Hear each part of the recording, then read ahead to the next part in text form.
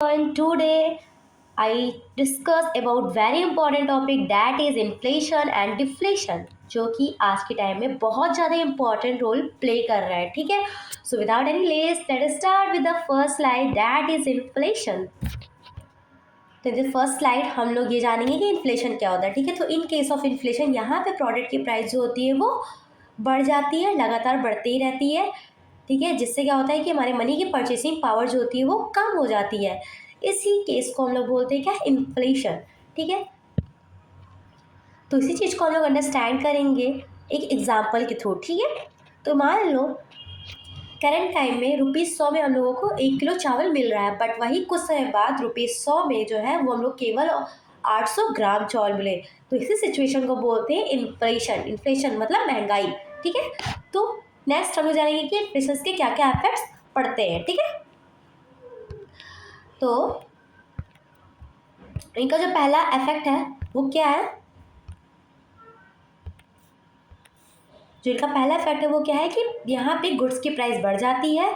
ठीक है. मनी की वैल्यू घट जाती है और पीपल जो होते हैं वो गुड्स को कम से कम परचेज करते हैं ड्यू टू इन्फ्लेशन. ठीक है. And the next slide is deflation. ठीक है. In case of deflation, deflation के केस में क्या होता है कि यहाँ पे प्रोडक्ट की प्राइस होती है वो बहुत ही कम हो जाती है और मनी की परचेसिंग पावर जो होती है वो बढ़ जाती है. ठीक है. एग्जाम्पल जैसे कि मान लो करंट टाइम में ₹100 में हम लोग को 1 किलो चीनी मिल रही है, वही कुछ समय बाद हमें ₹100 में 2 किलो चीनी मिलने लगे. तो इस केस को हम लोग बोलते हैं, इस सिचुएशन को हम लोग क्या बोलते हैं, डिफ्लेशन. ठीक है. इसका जानेंगे कि आखिर इनके क्या क्या इफेक्ट्स पड़ते हैं. सबसे पहले क्या, यहाँ पे गुड्स की प्राइस होती है वो घट जाती है, मनी की वैल्यू बढ़ जाती है और जो पीपल्स होते हैं वो ज़्यादा से ज़्यादा गुड्स को परचेज करते हैं. ठीक है. तो इस स्लाइड में हम लोग समझेंगे कि कैसे हमारा जो आरबीआई है वो कंट्रोल करता है इन्फ्लेशन और डिफ्लेशन को. How RBI controls inflation and deflation. तो इन केस ऑफ इन्फ्लेशन यहाँ पे हमारा जो आरबीआई होता है वो अपने रेपो रेट को बढ़ा देता है. तो यहाँ पे एक न्यू वर्ड आया है. न्यू वर्ड नहीं होगा, बहुत से लोग जानते होंगे, बट कुछ लोगों का क्वेश्चन होगा कि आखिर रेपो रेट क्या होता है. ठीक है. तो हमने क्या बोला है, रेपो रेट. ठीक है. Repo rate. ठीक है. तो हम लोग समझेंगे रेपो रेट क्या होता है. ठीक है. तो रेपो रेट हमारा एक ऐसा रेट होता है. ठीक है. एक ऐसी रेट जिसपे हमारा जो है आरबीआई बैंक को लोन देता है. That's rate called repo rate. ठीक है. तो इन केस ऑफ इन्फ्लेशन यहाँ पे हमारा जो बैंक होता है वो अपने रेपो रेट को बढ़ा देता है. जब रेपो रेट को बढ़ा देता है डैट मीन्स क्या कि यहाँ पे अब बैंक को लोन जो है बहुत ज़्यादा कॉस्टली पड़ने लगा.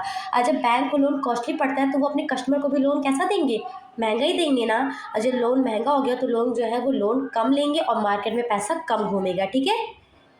इसी के थ्रू जो हमारा आरबीआई होता है वो अपने इन्फ्लेशन को कंट्रोल करता है. ठीक है. Next slide is how to control RBI deflation. ठीक है. How RBI control deflation.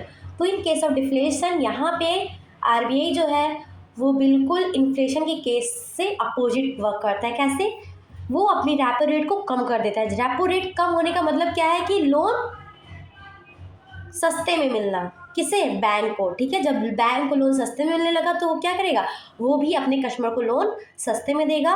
लोग जो है वो ज़्यादा लोन खरीदेंगे, मार्केट में पैसा आएगा और डिमांड बढ़ेगी. ठीक है. इसी के थ्रू हमारा आरबीआई जो होता है वो डिफ्लेशन को भी कंट्रोल कर लेता है. ठीक है. So thank you so much. Please like and subscribe. Thank you so much. Bye bye.